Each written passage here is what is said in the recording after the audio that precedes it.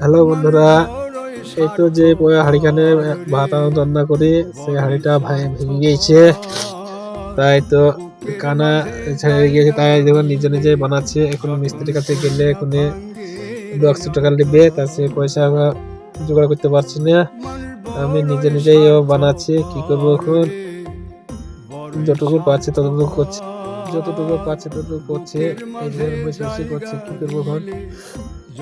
আপনারা দেখতেই তো পাচ্ছেন কিভাবে বসে বসে করছে। এই তো কাটা বাছা করলাম, রান্না করব। তা আগে হাঁড়িটা দিয়ে সারাসারি করে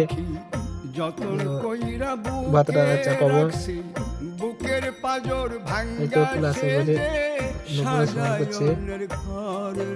এইভাবে লাগাতে হবে। কি করবো এখন, নিজে নিজে লাগাচ্ছে। যত পারবো লাগাবো। খুব ভালো হবে না, তাও টুকটাক হবে, যাই যতদূর যাবে। এইভাবে এতে এখন করতে হবে। দেখতে তো পাচ্ছেন এই গরিবের সংসার কিভাবে চালাবো। এইভাবে টুকটাক টুকটাক করে চালাইতে হবে।